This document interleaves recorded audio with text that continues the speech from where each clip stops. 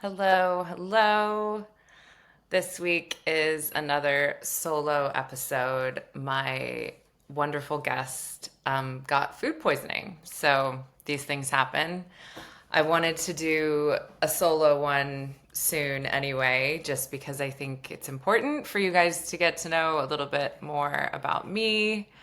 If you're not a friend or family member watching this, I feel I engage my guests a lot, but I haven't been saying as much about myself. So I thought I would take the time today to talk a little bit more about myself. And one of the things that has been coming up lately with quite a few of my clients, and I noticed with myself that I felt would be relevant.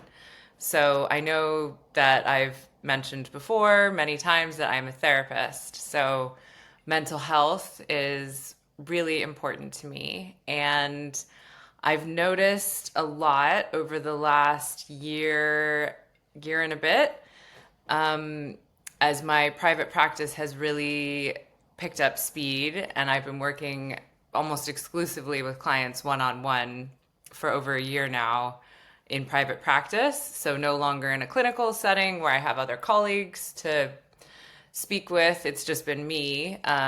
So, I have rooms that I rent and I work online. And soon I'm going to be transitioning to just online because I'm moving. So lots going on with that, but the nature of my work is at the moment very isolating, except for the podcast, which I also do on my own, but I have guests every week, so I get to chat with them. But because it's very isolating, I started to really notice in the last, I would say, 2, 3 months in particular, um, for my own mental health, that I was not spending enough time with loved ones. So I'm doing my work, which is incredibly important and very rewarding and fulfilling.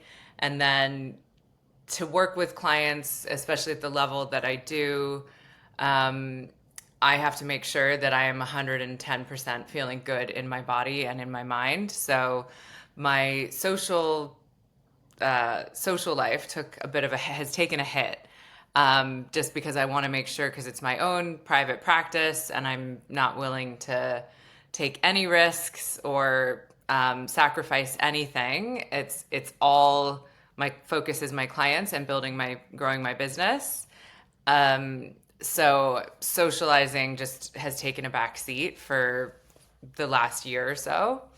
And in the last couple months, I started to really notice that. So I had some of my own personal stuff going on, that left me feeling a bit drained or sad, and really needing the company of my friends. And I didn't even realize how much so until I kind of looked at the calendar and I was like, oh, I haven't socialized with anyone in kind of a while. And I had, kind of a low day last week or the week before, like 2 weeks ago. And when I woke up on the Saturday, so I don't work with clients on Saturday and Sunday, it's my like dedicated me time where I like get to have a lie-in. I'll go to yoga or like do a mega gym session or like a big run. And I like batch cook, do all my laundry, like all the things. But I woke up on the Saturday and I was feeling really low. And my friend called me and I just like started crying because I was like feeling really, really isolated and, just dealing with some of my own stuff. And you take on your clients' stuff as a therapist. I've had clients ask me that before. They're like, "Oh, is this work draining?" And it's incredibly rewarding. It's incredibly fulfilling, and I love that I am trained to sit with people through some of their darkest days and to hold their hands and to help see them come out on the other side. But sometimes I really take on people's stuff. There's so many different practices that I do and that I'm even still learning, about how to sort of protect my energy and walk it off, shake it off afterwards, meditate, journal, do whatever I need to do. But I think that I just had a really big week the other week, and I had some personal stuff going on, and so I just took in more than I normally do from some of my clients, and I woke up on that Saturday and I just felt, oh my gosh, it was like the weight of the world. And my friend called, who I hadn't talked to in a while, and he was like, "How are you doing?" And I just was like, "Ah." Um, he of course cheered me up because he's one of my best friends and made me feel better. And I went for a long walk and I got a coffee and I talked to him. And then the next day, I actually had plans to see one of my other best friends, and that had been in the books for a while. And we met early in the day, and we had the entire day together, and it was sunny. It was gorgeous. We took the TFL boat through the city, which was really really fun. And I just don't do it often enough. And we met near Big Ben, and we took the boat all the way to Greenwich, and then we walked through Greenwich Park, and it was absolutely beautiful. And we were laughing and we were connecting.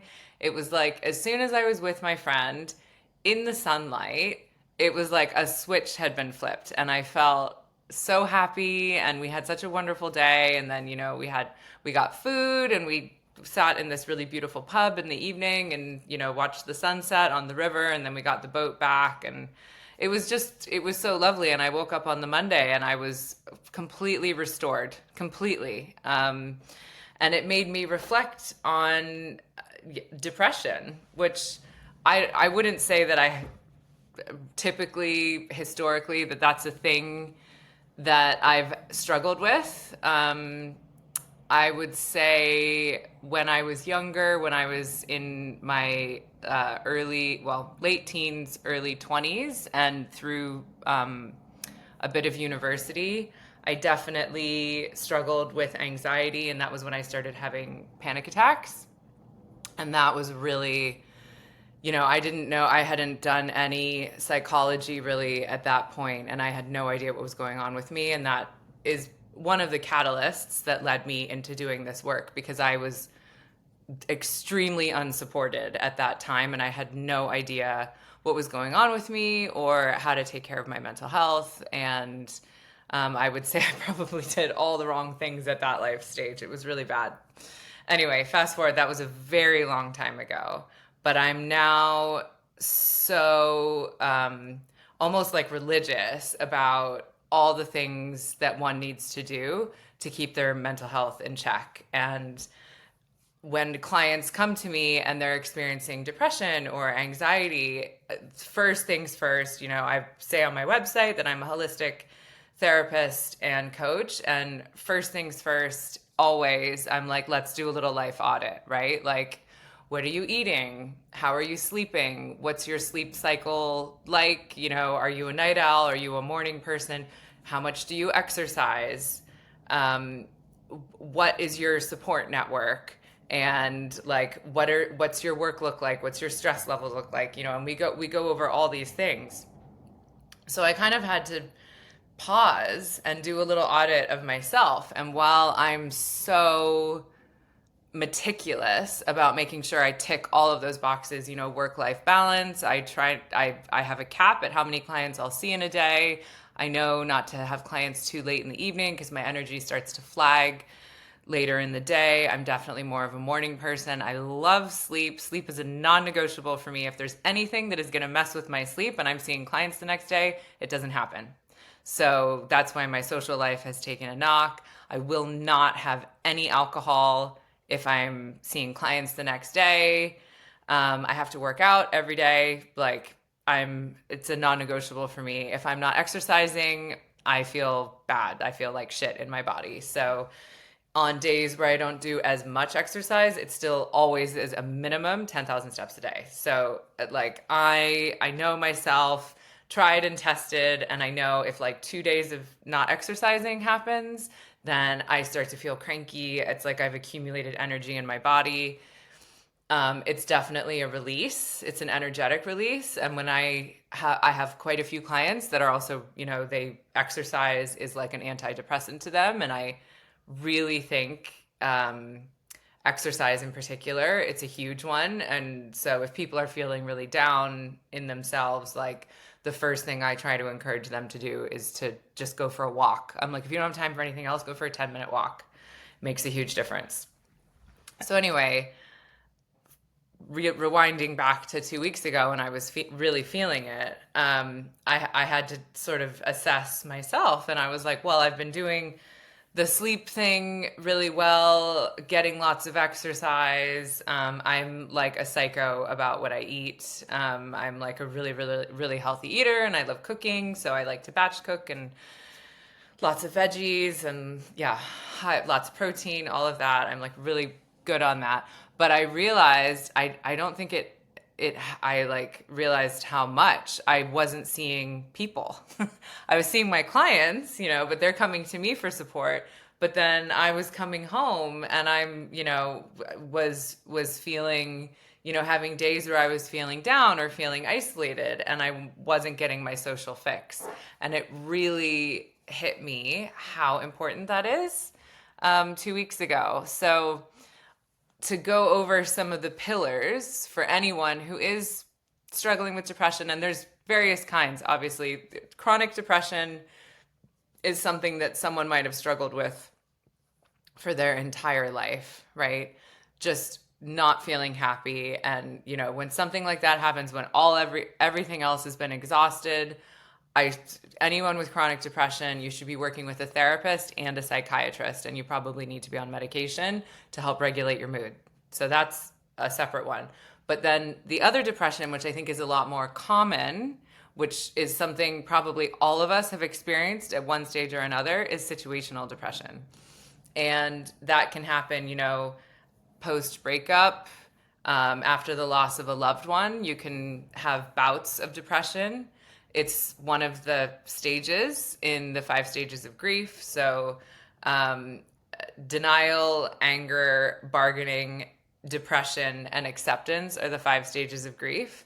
And so often when processing a death or a breakup, or something else, you can go through the 5 stages of grief on the back of the loss of a job, or when you move, missing your old life or your old friends or whatever. So there's lots of ways that it can hit you, but depression is one of those stages as well, but usually that's situational. So it will impact you for a time and then you will naturally come out of it. So if people come to me and they're saying that they've been speaking to their GP or a psychiatrist about going on antidepressants, I always want to dig really deep and see how long they've been experiencing this, what other factors have been going on in their life, because it's very likely, if it's situational depression, that you're going to come out of it on your own and you don't need any medication.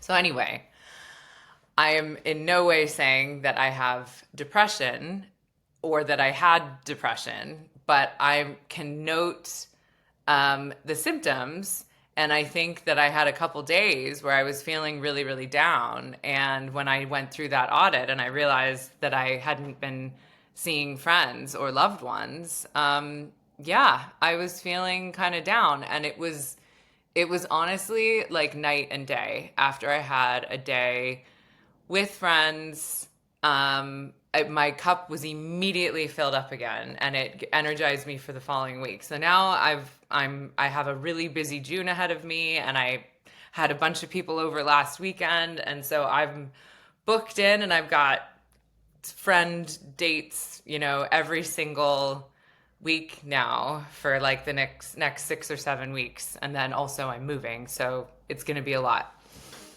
But I urge all of you, if you're experiencing moments of feeling down or feeling low, there's a lot of factors that can contribute to that. And from a therapist, so these are the things that I look at with clients. So like I said, we look at sleep. Sleep is the biggest, most important thing of all. If you're not getting enough sleep, everything else is downhill. It affects all of your decision making, your diet choices, your energy levels, your hormones, everything. So sleep is the most important thing that I will look at first.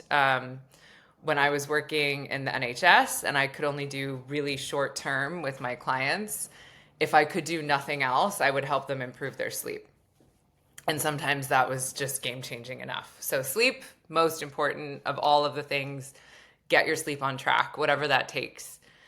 Looking at anything that emits blue lights in your room, external noise factors, what time you're going to sleep, and then preceding that, diet. So if you're eating dinner too late, if you're eating, what's the quality of your food? Is it healthy? Is it not healthy? Um, Sugar, alcohol, any of those things late in the day affects your sleep, affects your glucose levels. If you don't want to have a big spike right before you go to sleep, not good. And then you'll wake up in a low and you'll be craving sugar first thing in the morning. So, diet's the next one for sure. Exercise. For me, I need to sweat and get my heart rate up pretty much every day. Realistically, I do about 5 days a week, but on the days where I don't like get into the gym or do a hot power yoga class or Pilates or something, then or go for a run, then I walk, and I will walk for at least an hour. So it's a non-negotiable for me because my mood takes such a hit when I don't do that. It's like a natural antidepressant. So exercise, really big one. And community and connection. And I think this one can often get overlooked, especially if you're someone like me who's a bit of a workaholic. A lot of my clients are workaholics. This is London. This is a very busy city. People live to work. It's crazy. People work so hard in this city. So don't overlook community and connection, and then the quality of the community and connection. And this is something that's come up with a number of my clients. They've asked me about, they're like, I don't really enjoy this person's company anymore. I see this a lot, and I experienced this myself when I went through my training. And there's been a lot of it since I started my private practice in the last year and a bit. You grow so much when you start doing this kind of work, and to accompany that, you outgrow people out you start becoming really introspective, noticing your patterns, understanding your triggers, and learning your history. The people around you who aren't doing that aren't going to align with you anymore. And if you start putting in boundaries and protecting your energy, and they previously benefited from your lack of boundaries, they're not going to like it. So I often see people start to put boundaries in, and people that they had sort of difficult relationships with before, or that benefited from their lack of boundaries, will push back, and then those relationships end. So that's something to take note of. I do a lot of boundary work with clients. It's really powerful stuff. It's so basic, but it's so powerful, and it's a really good way to start sort of claiming your power back. So community and connection. And then I know I touched on this when I said what I did with my friend when we were outside all day walking around and it was a sunny day. But nature and getting outside, so important. Sunlight, and I know today we have a nice classic London day of gray sky, but even on a day like today, you can still get vitamin D. So if you walk around for that, you need to do it for longer when there's cloud cover, but I think it's like at least 30 minutes outside on a day like today to get the amount of vitamin D that on a really bright sunny day you could probably get in like 10 or 15 minutes. So remember that. Then there's other things which are obviously more obvious, like drugs and substances.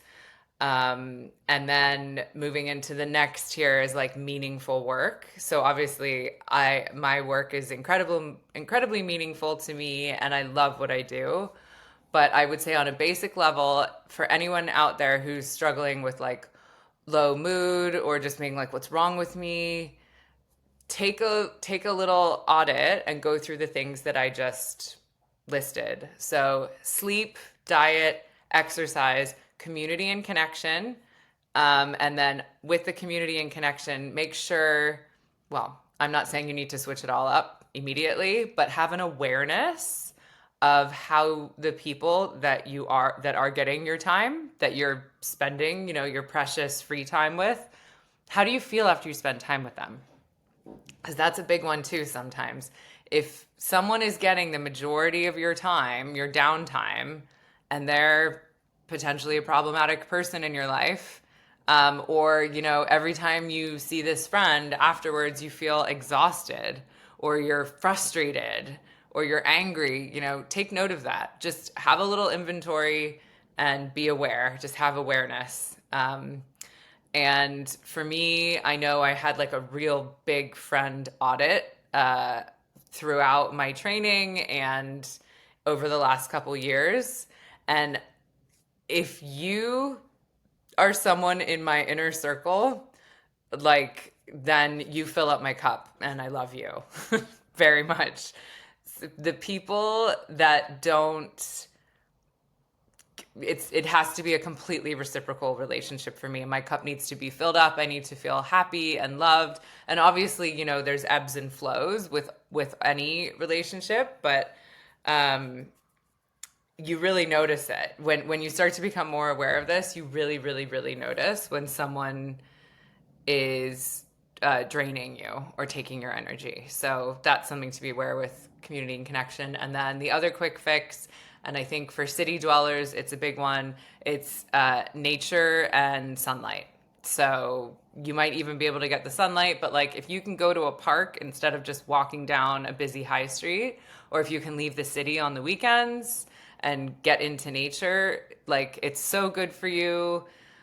Talked about this in one of my earlier podcasts with my guest Danny, who lives in the Peak District, and he goes and he meditates every morning outside, in nature, and it's just game changing. So I know that a lot of people feel more like they like city things, and that's fine, but just note how you feel once again after you spend some time in nature, because it really is game changing. I always knew that I liked hiking and yoga and being outside. Like I've always loved that, but I didn't realize how much it impacted my mood until I think I started to really take notice of it during COVID. And it was during COVID when, everyone had a bit of situational depression because it was overwhelming and everyone around us was so stressed. I started hiking every day during COVID, and I would wake up and go for these insane nature walks, and it just carried me through the day. So nature and sunlight is another big one. So yeah, that's my little public broadcast for you all today. Health awareness, mental health, little check-in. Call up your loved ones, organize some time to connect, and if it can be not necessarily alcohol or substance fueled, then that's definitely better. A walk with a friend, a coffee, brunch, whatever. I'm in no way saying that you can't go out and party with your friends, because I certainly have over the years, and I would never tell anyone not to do those things. But if you're in any way struggling through anything right now, or just feeling a bit down or overwhelmed, a sober coffee walk through a park with a friend might be more what you need. And I have to say, even the day that I spent with my friend, we had the day, lots of coffee, pastries, sat in the sun, got our fix, and then we finished the day with wine, which was great. So whatever works for you, but definitely high quality community connection. Check in with your loved ones, check in with yourself. And if you haven't given any time or thought to the basic pillars, obviously sleep you're going to be aware of, but a lot of people don't place as much importance or consider how much exercise and diet can impact. And those two things are really, really big. Like if you're having lots of sugar or just, not whole foods, that will have an impact on you too, on your mood, on your anxiety, on your glucose levels spiking, all of that. So everything's connected. I always say it, everything's connected. If something in those like five pillars is not getting the attention it deserves, you're likely feeling it in one way or another. So just thought I would share that. And yeah, thank you to all my friends. I love you guys so much. And thanks for always being there for me. And yeah, until next week, thanks everyone. Bye.